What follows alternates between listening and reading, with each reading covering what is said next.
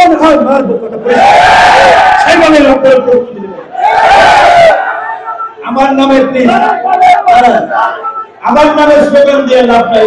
একটা বলার যে বিপিনুর ভয় নাই রাজপথ ছাড়েন, আমি কি 7 বছরের রাজপথ ছাড়ছি? আমি কি ভয় পাইছি? এইখানে যদি আমি একটু আড়ালে যেতাম, পাশে দাঁড়াতাম, আমার গায়ে আক্রমণ করতে পারত, কিন্তু সেনাপতি কখনো সৈনিকদেরকে বিপদের মুখে ফেলে রেখে পালাতে পারে না, নেতারা কর্মীদেরকে মাঠে ফেলে রেখে পালাতে পারে না। আমি আমার সহযোদ্ধাদেরকে রক্ষা করতে গিয়ে রক্তাক্ত হয়েছি। জাতীয় পার্টি একটি মরা দল, এটা একটা ধ্বজভঙ্গ পার্টি, এটা পরগাছা, কাজে এটা গণ অধিকার পরিষদের প্রতিদ্বন্দ্বী নয়। এরা সুবিধাভোগী, এরা ভারতের দালাল। গণ অধিকার পরিষদের মধ্যে একটা বিপ্লবীদের দলকে ওই পরগাছা ফাঁসিবাদের সুবিধাভোগী দালালদের মুখোমুখি করা যাবে না। একটা রাজনৈতিক দলের প্রধান এই গণ অভ্যুত্থানের নেতা এই কার্যালয়ের সামনে এইভাবে প্রকাশ্যে হামলা করে পার পেয়ে যায়, আগামীতে সুষ্ঠু নির্বাচন হবে? আমাদের উপরে একটা আক্রমণ করে আমাদেরকে ভয় দেখিয়ে জাতীয় পার্টিকে পুনর্বাসন করবে, আওয়ামী লীগকে পুনর্বাসন করবে, আমাদের জান জবান থাকতে তারা সেটা পারবে না। এইটা আমরা হতে দিব না। ডক্টর ইউনূসের কথা হসপিটাল থেকে আমরা আতঙ্কিত হয়েছি যখন দেখেছি পত্রিকায় যে আওয়ামী লীগকে নিষিদ্ধ করা হয় না, যে কোনো সময় তাদের কার্যক্রম চালু হতে পারে। সেই জবাব সরকারকে দিতে হবে। আপনারা এই উপদেষ্টা যারা আছেন, কারো সন্তান রক্তাক্ত হয় নাই, আপনারা নিজেরা রক্তাক্ত হন নাই, আপনারা জেলে ওইভাবে যান নাই। আপনারা যদি বেইমানি করেন, আমাদের সাথে প্রতারণা করেন, পরিচা ছিঁড়ে ফেলবো পরিষ্কার। প্রশাসনের মধ্যে থাকা, আর্মিতে থাকা, পুলিশে থাকা, সচিবালয়ে থাকা, উপদেষ্টাদের মধ্যে থাকা হাসিনার লোকেরা আমাদের শ্রমিক নেতা আব্দুর রহমানকে, তাকে যারা মেরেছে, সেইটা যদি তার কাছ থেকে জানির চেষ্টা পুলিশের গাড়ির সামনে একটা গাড়িতে তুলে নিয়ে গেছিল, 100% আমি বলতে পারি এইখানে গোয়েন্দা সংস্থার লোকেরা আইন শৃঙ্খলা বাহিনীর জড়িত। তাহলে আল্লাহর কাছে শুকরিয়া, যে জায়গায় আমাদেরকে রক্তাক্ত করেছিল ঠিক 1 মাস পরে আমরা সেই জায়গায় দাঁড়িয়ে আমরা বক্তব্য দিচ্ছি। আচ্ছা, এখানে কেন কথা বলেন ভাই? এত কথা বলেন কেন? আপনাদের এই অভ্যাসগুলো গেছে যায় না। এইখানেই আমরা আক্রান্ত হয়েছিলাম। আপনারা যারা সেই দিনকার প্রোগ্রামে ছিলেন তারা জানেন, আমাকে অনেক নেতা কর্মীরা হাত ধরে টানছিল যে ভাই আপনি পিছনে যান, এদিকে এই সেনাবাহিনীর লোকেরা আসতেছে, পুলিশ সেনাবাহিনী রাস্তা আমাদের লোকদেরকে আক্রমণ করেছে। পুলিশ এবং সেনাবাহিনী আমরা মনে করি যে তারা এই গণ অভ্যুত্থানের স্পিরিটকে ধারণ করে জনগণের পাশে থাকবে।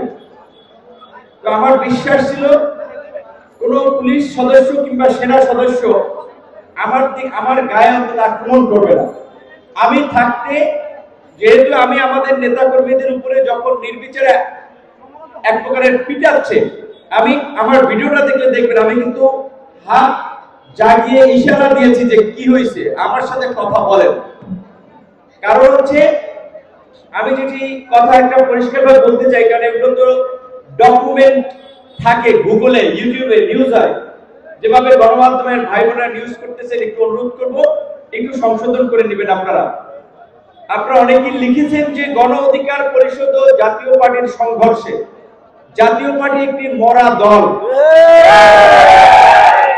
এটা একটা ধ্বজভঙ্গ পার্টি, এটা পরগাছা, কাজে এটা গণ অধিকার পরিষদের প্রতিদ্বন্দ্বী নয়।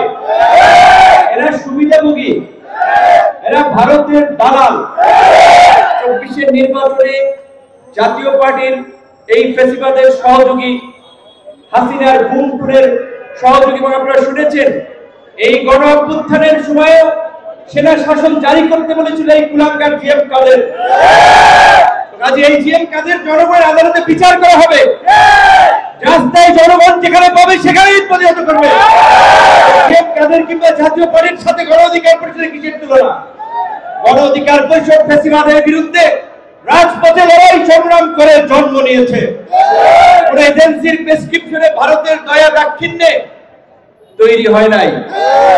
কাজী গণ অধিকার পরিষদের মধ্যে একটা বিপ্লবীদের দলকে ওই পরগাছা ফাঁসিবাদের সুবিধাভোগী দালালদের মুখোমুখি করা যাবে না। জাতীয় পার্টির সাথে আমাদের কোনো সংঘর্ষ হয় নাই। আমরা নিরস্ত্র শান্তিপূর্ণ প্রতিবাদ করেছি। এই কার্যালয়ের সামনে থেকে মিছিল নাইটিঙ্গেল মোড় ঘুরে আসার পথে আমরা অনেকেই এই কার্যালয়ের সামনে এসে পড়েছি। লোক অনেক ছিল পেছনে। ওই জাতীয় পার্টির কার্যালয় অনেকে বলে, কিন্তু ওইটা কিন্তু এসালাম সাহেবের ভবন, ওইটা জাতীয় পার্টির কার্যালয় না। আশা করি আইন শৃঙ্খলা বাহিনী বা পুলিশ যার বাংলাদেশ ব্যাংক যারা এসালামের প্রপার্টি ক্রয় করেছে, ভবন তারা ক্রয় করবে। ওইটা জাতীয় পার্টির এই কার্যালয় দখল করে এই নৈরাজ্য তৈরি করতে দেওয়া যাবে না জুলাইয়ের পরে। সেইখান থেকে আমরা যাওয়ার পথে পেছনে ওই কার্যালয়ের সামনে আগে থেকে এই জিএম কাদের এবং শামীম পাটোয়ারির নেতৃত্বে অবস্থান নেওয়া ফ্যাসিবাদের দোষের এই জাতীয় পার্টি এবং আওয়ামী সন্ত্রাসীরা, এই যুবলীগের নেতা সম্রাটের ক্যাডাররা, তারা ওইখানে আপনার লাঠি সোটা অস্ত্র নিয়ে অবস্থান নিয়েছিল। তারা আমাদের ওইখানে তো সেনাবাহিনী ব্যারিকেড দিয়ে রেখেছে। আমরা যদি যেতাম তাহলে তো ওইখানেই সংঘর্ষ হতো। আমরা কিন্তু সংঘর্ষে জড়াই নেই। যাওয়ার পথে আমাদের ওই দিক থেকে ইটপাটকেল নিক্ষেপ করেছে। ওইখানে কিছু নেতা কর্মীর সাথে এইখানে কথাবার্তা তর্কাতর্কি হয়েছে। প্রশাসন মাঝখানে ছিল, ওইভাবে ঝামেলা হয়নি। আমরা এখানে চলে আসছিলাম। আমরা এখানে সংবাদ সম্মেলনে এই ডায়াসটার সামনে দাঁড়িয়ে কথা বলার জন্য প্রস্তুতি নিয়েছিলাম। আমি, রাশেদ খান, অন্যান্য নেতৃবৃন্দ। সেইখানে আইন শৃঙ্খলা বাহিনীর নামে নাকি এগুলা ছাত্রলীগ যুবলীগ তাদের পোশাক পরিয়ে আইন শৃঙ্খলা বাহিনীর মধ্যে নামানো হয়েছিল, সেটি আমাদের জানতে হবে, বুঝতে হবে। কারণ যেই সেনাবাহিনী এই গণ অভ্যুত্থানে জনগণের পক্ষে অবস্থান নিয়েছে, তারা গণ অভ্যুত্থানের নেতৃবৃন্দের গায়ে হাত তুলবে এবং বিনা উস্কানিতে, এটা আমরা বিশ্বাস করতে পারি না। নিশ্চয়ই এর পেছনে অন্য কোনো রহস্য রয়েছে, ষড়যন্ত্র রয়েছে। এবং আমরা জানতে পেরেছি পুলিশ এবং সেনাবাহিনী সহ প্রশাসন, আইন শৃঙ্খলা বাহিনীতে থাকা হাসিনার সুবিধাভোগীদেরকে দিয়ে এই পরাজিত দোসরেরা আগামী নির্বাচন বানচাল করার জন্য, দেশে অস্থিতিশীল পরিস্থিতি তৈরি করার জন্য, নৈরাজ্য তৈরি করার জন্য কাজ করছে। আপনারা দেখেছেন এই পূজা নিয়ে একটা শঙ্কা ছিল, শান্তিপূর্ণভাবে পূজা হয়েছে। পাহাড় অশান্ত করার চেষ্টা করেছে, পারে নাই। তো তাহলে এই পাহাড়ে সেনা সদস্যরা, আইন শৃঙ্খলা বাহিনী, এই ভারতীয় মদদের যে বিচ্ছিন্নতাবাদী গোষ্ঠী, সশস্ত্র গোষ্ঠী, যারা ওই পার্বত্য চট্টগ্রামে ভারতের হাতে তুলে দেওয়ার জন্য সবসময় অস্থিতিশীল পরিস্থিতি তৈরি করতে রাখতে চায়, তাদের বিরুদ্ধে আইন শৃঙ্খলা বাহিনী, পুলিশ, সেনা সদস্যরা লড়ে আমাদের এই সরকারের পক্ষে, আমাদের পক্ষে। তাহলে এইখানে কেন হামলা করেছিল কারা? আমাদের ব্যক্তিগত পরিচিতি, ঊর্ধ্বতন কর্মকর্তাদের সাথে কথাবার্তা, পুলিশ বলছে যে ভাই আমরা তো অবাক হয়ে গেছি, তাজ্জব হয়ে গেছি, এই ঘটনা কোত্থেকে ঘটলো। পুলিশের কোন দলের ইনভলভমেন্ট নির্দেশনা ছিল না। আর্মির সিনিয়র অফিসার অনেক বলে এখনকার আর্মি এই ঘটনা ঘটাবে না। তাহলে এই ঘটনা তো ঘটেছে, কে নির্দেশ দিয়েছে এই ঘটনা? দিল্লি থেকে হাসিনা মদিনা ইন্ডিয়ান হাই কমিশনার নাকি ওইখান থেকে জিএম কাদেরেরা নির্দেশ দিয়েছিল। যদি একটা রাজনৈতিক দলের প্রধান এই গণ অভ্যুত্থানের নেতা এই কার্যালয়ের সামনে এইভাবে প্রকাশ্যে হামলা করে পার পেয়ে যায়, আগামীতে সুষ্ঠু নির্বাচন হবে? যাদের সাথে এদের যোগাযোগ থাকবে, যাদেরকে ফ্লোর দেবে, স্পেস দিবে, তারা ক্যাম্পেইন করবে, প্রচার প্রচার করবে, বাকিদেরকে কেন্দ্র থেকে, নির্বাচন থেকে উঠে যেতে হবে। সুতরাং এই যে আমাদের বহুল প্রত্যাশিত একটা নির্বাচন, যেটার উপরে বাংলাদেশের মানুষের ভবিষ্যৎ নির্ভর করছে, এই গণ অভ্যুত্থানের আকাঙ্ক্ষার বাস্তবায়ন নির্ভর করছে, এই ঘটনার যদি বিচার না হয় সেই নির্বাচন বানচাল হবে। কাজেই পুলিশ প্রশাসনের ঊর্ধ্বতন কর্তৃপক্ষ, সামরিক বাহিনী, সেনাবাহিনীর ঊর্ধ্বতন কর্তৃপক্ষ, তারা যদি না চান যে দেশে নৈরাজ্যকর পরিস্থিতি ঘটুক, ফ্যাসিবাদের পুনর্বাসন ঘটুক, তাহলে তাদেরকে এই ঘটনার একটা স্বচ্ছ তদন্ত করে জড়িতদেরকে বিচারের মুখোমুখি করতে হবে। এবং পরিষ্কারভাবে অন্তর্বর্তীকালীন সরকারকে আমরা বলে দিতে চাই, আপনারা একটা বিচার বিভাগীয় তদন্ত কমিটি করেছেন, আমরা সেটাতে আস্থা রেখেছি। আমরা সরকার বিপদে পড়ুক, দেশে আমাদের এই আন্দোলন প্রতিবাদের সুযোগ দিয়ে অন্যরা নৈরাজ্য করুক, আমরা সেটা হতে দিতে চাই না। যেই কারণে আমরা কোনো কঠোর কর্মসূচি দেই নাই। কিন্তু আমরা কিন্তু বেয়ারা, আমরা অপ্রতিরোধ, আমরা আপোষহীন। হাসিনার সাথে আপোষ করি নাই। হাসিনার ডিজিএফআই, এনএসআই, এসপি কারোর কথায় আমরা মাথা নত করি নাই। আজকে যদি কেউ ভেবে থাকে আমাদের উপরে একটা আক্রমণ করে আমাদেরকে ভয় দেখিয়ে জাতীয় পার্টিকে পুনর্বাসন করবে, আওয়ামী লীগকে পুনর্বাসন করবে, আমাদের জান জবান থাকতে তারা সেটা পারবে না। এইটা আমরা হতে দিব না। ডক্টর ইউনূসের কথা হসপিটাল থেকে আমরা আতঙ্কিত হয়েছি যখন দেখেছি পত্র পত্রিকায় যে আওয়ামী লীগকে নিষিদ্ধ করা হয় না, যে কোনো সময় তাদের কার্যক্রম চালু হতে পারে। এই বক্তব্যে জানি না তিনি এসে এখানে কি ব্যাখ্যা দিয়েছেন, এটা কথার কথা হয়েছে নাকি, সেই জবাব সরকারকে দিতে হবে। আপনারা এই উপদেষ্টা যারা আছেন, কারো সন্তান রক্তাক্ত হয় নাই, আপনারা নিজেরা রক্তাক্ত হন নাই, আপনারা জেলে ওইভাবে যান নাই। এইখানে এই ছাত্র যুবক তরুণ অল্প বয়সী ছেলেরা জেলে গিয়েছে, মার খেয়েছে, হাত ভেঙেছে, পা ভেঙেছে, রক্ত ঝরিয়েছে, তার বিনিময়ে আপনারা উপদেষ্টা হয়েছে। আপনারা যদি বেঈমানি করেন, আমাদের সাথে প্রতারণা করেন, কলিজা ছিঁড়ে ফেলবো। পরিষ্কার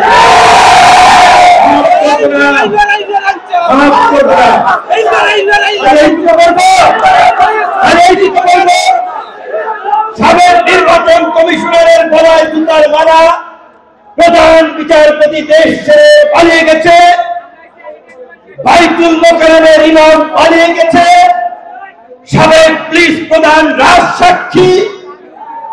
এই পরিস্থিতি দেখেও যদি আপনারা শিক্ষা না নেন, যদি এই গণ অভ্যুত্থানের আকাঙ্ক্ষায় বিপরীত কোন কর্মকাণ্ড করেন, ভাগ বাটোয়ারা রাজনীতি পুনঃপ্রতিষ্ঠা করেন, আমরা আপনাদেরকে ছাড় দিব না। এই বাম আঙ্গুল, এটা হাসিনার আমলে ডাকসুর হামলায় ফ্র্যাকচার হয়ে বাঁকা হয়ে গেছে। এই নাকের ডান পাশ বাঁকা হয়ে গেছে ইউনূস সরকারের সময়। ডাক্তাররা বলেছে, আমার ডাক্তার পিজির আমাদের দলে নেতা, তিনি আমার ঢাকা মেডিকেল থেকে শুরু করে কাতারের চিকিৎসার সময় পাশে ছিলেন। অবশ্যই ঢাকা মেডিকেলের ডাক্তারদের প্রতি কৃতজ্ঞতা জানাই, পরিচালক সহ টিমের প্রতি, এবং সরকারের উপদেষ্টা যারা অনেকে হসপিটালে গিয়েছেন, ব্যক্তিগতভাবে দুঃখ প্রকাশ করেছেন, অনেকে চোখের পানি ফেলে দিয়েছেন, তাদের প্রতি আমরা কৃতজ্ঞতা জানাই। কিন্তু ডাক্তাররা বলেছিলেন, আমি শুনেছি আমার ডাক্তার সেই সিঙ্গাপুরে কয়েকদিন ম্যাকিং হয়েছিলাম, মেডিকেলে ভর্তি ছিলাম, সেখানে সে ছিল, ঢাকা গেছিল, বারবার বলেছিল ভাই সে আমি নামাজ পড়তে পারি নাই, কিন্তু ওইখানে সে 5 ওয়াক্ত নামাজ পড়ছে। ভাই আমরা খুব সরকারি মাথায় রেখেছে, এই রক্তকরণ, শ্বাস প্রশ্বাস লোক, আমরা খুব আশঙ্কায় ছিলাম যে অসংখ্য মানুষের দোয়া এবং ভালোবাসার তুমি এই পরিস্থিতিতে কেমন আছো, ভালো আছো। এই সারা দেশের মানুষ সে দোয়া করেছে, দেখেছি এই যাত্রা পথে সিঙ্গাপুরের সাথে দেখা হয়েছে, এইখানে অসংখ্য মা বোন, তাদেরকে আমরা ধন্যবাদ জানাই। রাজনীতি করে শীর্ষ নেতারা খোঁজ দিয়েছেন, তাদেরকে ধন্যবাদ জানাই। কিন্তু রাজনৈতিক দলের নেতৃত্ব এইটা বলবো, সবাই তো আপোষ করে রাজনীতি করে না। আপনার ১৬ বছর আপোষ করে রাজনীতি করেন না। কাজী একটা রাজনৈতিক দলের প্রধান এইভাবে বিনা কারণে কার্যালয়ের সামনে রক্তাক্ত যদি এই কষ্টটা পার পেয়ে যায়, আগামীতে কিন্তু অনেকের ভাগ্যে এই পরিস্থিতি বরণ করতে হবে। নিশ্চয়ই 2007 সালে তারেক রহমানের সাথে যা হয়েছে আপনারা ভুলে যান নাই। জামাতের নেতা বিএনপি নেতাদেরকে ফাঁসির প্লট তৈরি করা হয়েছিল, ভুলে যান নাই? আজকে আমি পরিষ্কারভাবেই বলি, এই সামরিক বাহিনীতে একটা অংশ আছে, প্রশাসনে একটা অংশ আছে, যারা হাসিনাকে ভারতীয় প্রেসক্রিপশনে আওয়ামী লীগকে পুনর্বাসন করতে চায়। কাজে তাদের বিরুদ্ধে যদি আমরা না দাঁড়াই, তাদের বিরুদ্ধে যদি ব্যবস্থা না নেওয়া হয়, তাহলে আমার পাঠ্যকে সমাবেশ একটা কথা বলেছিল যে জুলাই গণঅভ্যুত্থানের লাল করেছিলেন, আওয়ামী কোনোভাবে দেশে কামড়া করতে পারলে জীবন চালানো করে দিবে। কাজে হুঁশিয়ার হন, সাবধান হন। ভোটের জন্য অনেকে তোয়াজ করছে, আমরা আওয়ামী লীগের বিরুদ্ধে না, আমরা রাজনৈতিক দল নিষিদ্ধের পক্ষে না, এত দুর্বলতা নিয়ে রাজনীতি করা যায় না। আপনারা 16 বছর খেসারত দিয়েছেন, আপনারা যদি আপনারা আপোষের রাজনীতি করেন, আপনাদেরকে আমাদের খেসারত দিতে হবে। কাজী এই গরু থাকবে আওয়ামী লীগের প্রশ্নে, আওয়ামী লীগের দশকের প্রশ্নে আমরা জীবন থাকতে যাওয়া আপোষ না করি। অবশ্যই আমরা বলেছিলাম যে ডক্টর ইউনূসের সামনে সুযোগ ছিল দক্ষিণ আফ্রিকার নেলসন ম্যান্ডেলার মতো যারা গুরুতর অপরাধ করেছে, এই গণঅভ্যুত্থানে গণহত্যায় জড়িত ছিল, তাদের বিচার করে গোটা সমাজকে ঐক্যবদ্ধ করে একটা রিফর্ম এন্ড রিকনসিলিয়েশন প্রক্রিয়ার মধ্য দিয়ে নতুন বাংলাদেশ নির্মাণ। ডক্টর ইউনূস সেই দিকে যেতে পারেন নাই। তার সামনে সুযোগ ছিল সিঙ্গাপুরের ফাদার এবং প্রতিষ্ঠাতা লি কুয়ান ইউর মতো একজন বেনিফুলের কিছুটা মনে করেন সাময়িক সময়ের জন্য কঠোর হয়ে দেশের অর্থনীতি অবকাঠামোকে একটা পর্যায়ে নিয়ে গিয়ে মানুষকে উন্নত জীবন যাপন দান করা। ডক্টর ইউনূসের সরকার সেটাও ভাবেন নাই। ডক্টর ইউনূসের সামনে সুযোগ ছিল মালয়েশিয়ার মাহাথির মোহাম্মদের মতো বাংলাদেশকে একটা উন্নত রাষ্ট্রে পরিণত করার প্ল্যান পরিকল্পনা নেওয়া। ডক্টর ইউনূস সেই পথেও যান নাই। তাহলে ডক্টর ইউনূস লি কুয়ানের পথে যান নাই, মাহাথির মোহাম্মদের পথে যান নাই, নেলসন ম্যান্ডেলার পথেও যান নাই। তিনি এখন যেই দিকে আছেন, একটা নির্বাচন করে কোনো মতে বিদায় নেওয়া। কিন্তু তারা যেই পলিসি দেখাচ্ছেন তাতে নির্বাচন হবে না।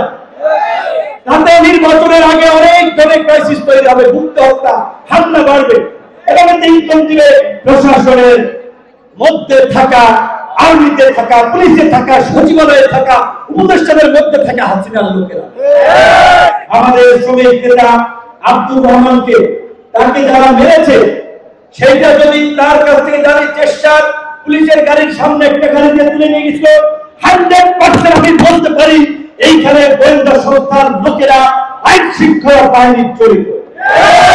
তাহলে ভিপি নূর ওয়াজ টার্গেটে কেন ভিপি নূরকে আক্রমণ করা হচ্ছে? বাকিদেরকে মেসেজ দেওয়ার জন্য।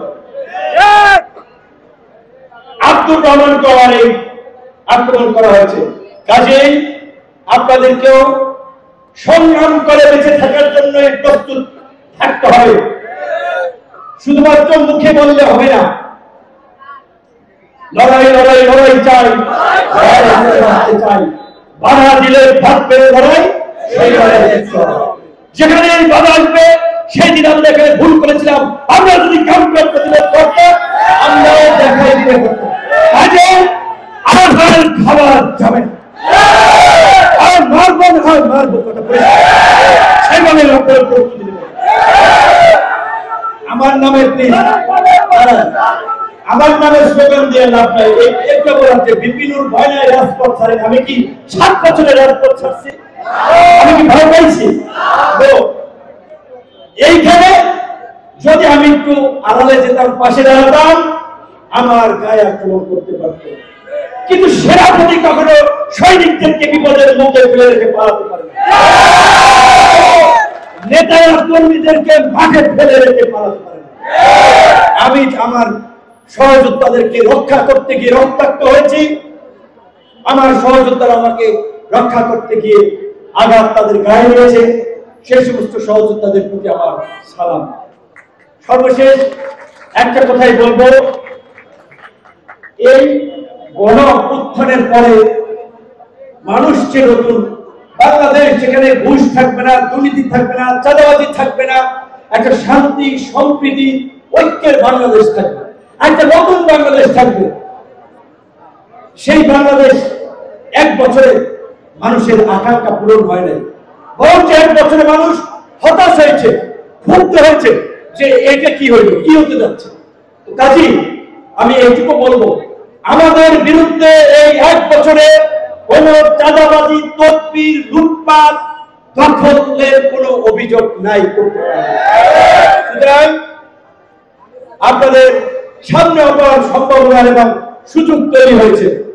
শুধু একটু ধৈর্য ধরে শৃঙ্খল ভাবে নিজেদেরকে তৈরি করতে হবে এবং ইনশাআল্লাহ আগামী নির্বাচনে আমরা বলেছি বিকল্প শক্তি হিসেবে কোন দল, পয়সা, পেশি শক্তির রাজনীতি নয়, জনগণের রাজনীতি করতে আমরা নিজ দলের মার্কায় নির্বাচন করব। যেখানে নির্বাচন করবেন সেখানে প্রস্তুতি নেবেন।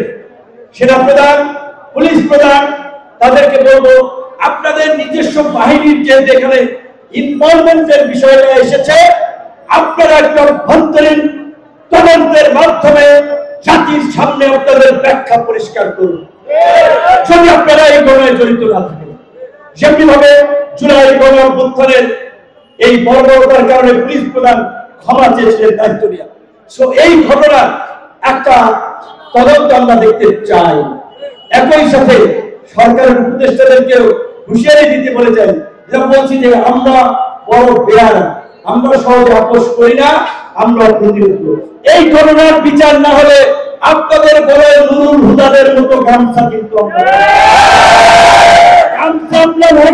এই ঘটনার আপনারা থামা চাপা দেওয়ার চেষ্টা করেন। সর্বশেষ এই কথা বলে শেষ করব, যতবার হত্যা করো, জন্মাবো আবার, দারুণ সূর্য হব, লিখবো নতুন ইতিহাস। আপাতত আপনারা যারা এখান থেকে এসেছেন, কষ্ট করে কথা বলছি, আপনাদের শুধুমাত্র কষ্ট করে দেখার জন্য একটু কথা শুনতে চান, সেই কারণে আপাতত আমার আসলে একটু রেস্ট